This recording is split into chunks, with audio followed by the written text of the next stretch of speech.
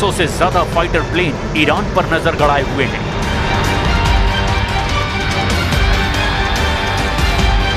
पच्चीस से ज्यादा जंगी जहाज ने हॉर्मोज को घेर लिया है।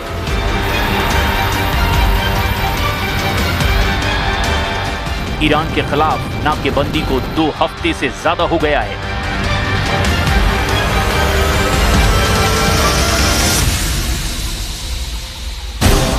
ट्रंप का तूफान, बढ़ा जंग का तापमान।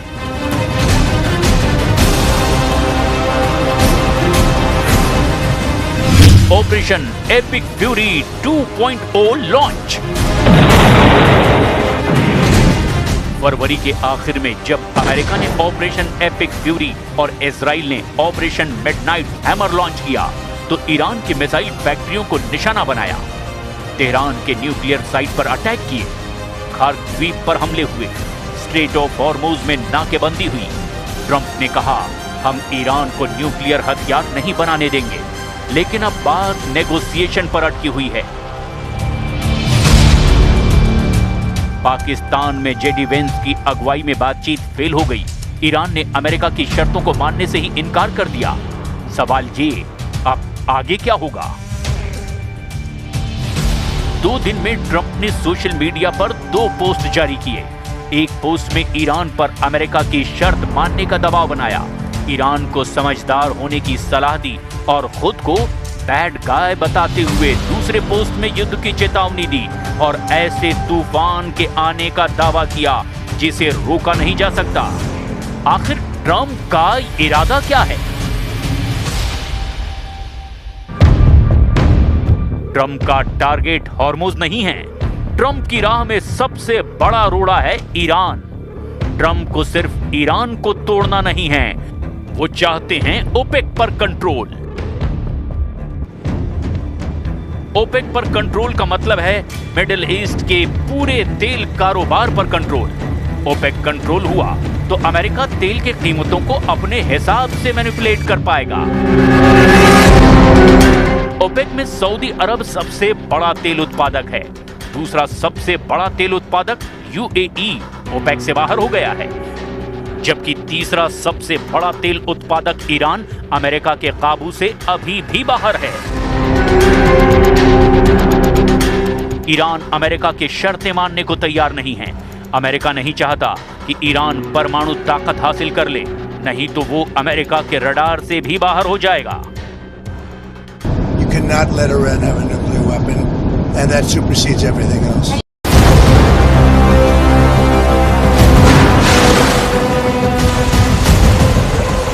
चालीस दिन की लड़ाई, तेहरान पर डील का दबाव बनाने में कामयाब नहीं होने के बाद रिपोर्ट में दावा किया गया कि अमेरिकी सेना के सेंट्रल कमांड ने ईरान के खिलाफ जंग का नया ब्लूप्रिंट तैयार किया है।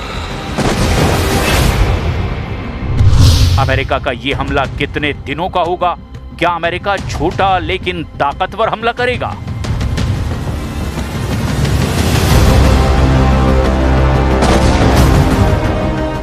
अमेरिका का मकसद ईरान को डील के लिए झुकाना है, ईरान के खिलाफ चल रही जंग को निर्णायक मोड़ देना है।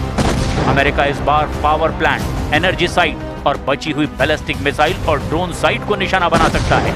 ईरान की न्यूक्लियर प्रोग्राम से जुड़ी हुई साइट को फिर से निशाना बना सकता है। लेकिन अमेरिका ने हमला किया तो ईरान चुप नहीं बैठेगा। वो पहले से कहीं तेज पलटवार की चेतावनी दे चुका है।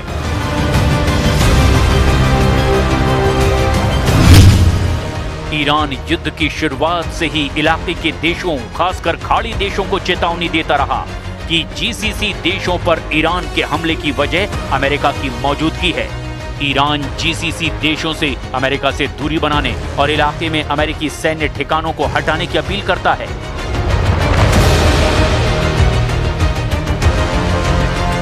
अमेरिका और ईरान में जंग का काउंटडाउन शुरू हो चुका है। अमेरिकी सेंट्रल कमांड ने ट्रंप को पूरा ब्लूप्रिंट भी दिखा दिया है, लेकिन इस बीच एक बम व्हाइट हाउस में फूटा है। अमेरिका के उपराष्ट्रपति जेडी वेंस ने रक्षा मंत्री पीट हेग्सेथ के दावों पर ही सवाल खड़े कर दिए हैं।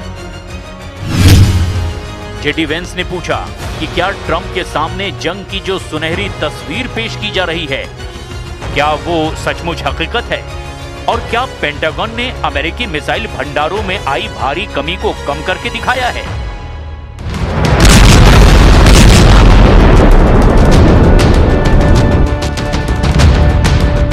तो सवाल ये कि क्या अमेरिका सच में जंग के लिए तैयार है या ट्रंप को किसी बड़ी चाल में फंसाया जा रहा है?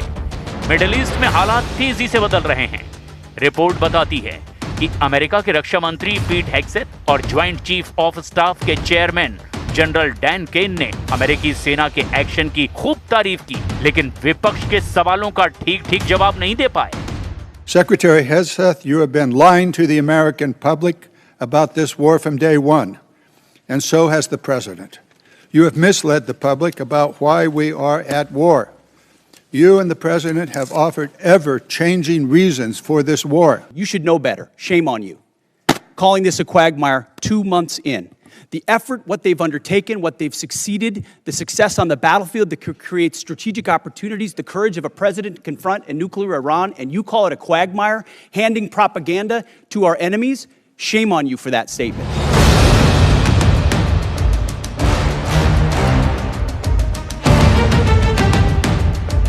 अमेरिकी सेंट्रल कमांड ईरान के खिलाफ जंग की नई तैयारी कर चुका है।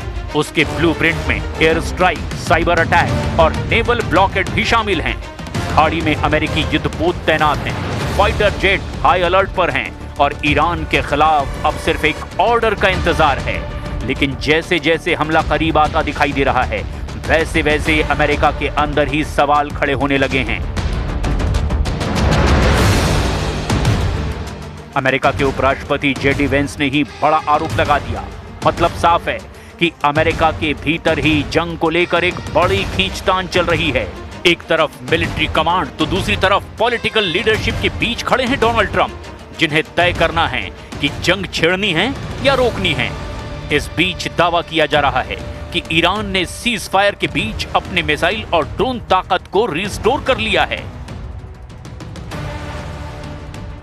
इस सीज फायर के बीच ही ईरान के नेता पुतिन से भी मिलाए हैं, जो कि ट्रंप की बड़ी टेंशन है। ईरान के खिलाफ ऑपरेशन से पहले ट्रंप ने पुतिन से 90 मिनट बात की है। इस बातचीत में दोनों के बीच ईरान और यूक्रेन को लेकर बात हुई। तो क्या ट्रंप ने ईरान पर हमले से पहले ही अब पुतिन से ऑर्डर ले लिया? क्या इस बातचीत में ईरान का न्यूक्लियर मसला तय हुआ है? क्या रूस ईरान के यूरेनियम को अपने कब्जे में लेने जा रहा है? सीज फायर के बीच पुतिन और ईरान की बढ़ती नजदीकियां अब अमेरिका के लिए नई चिंता की बात बन चुकी है।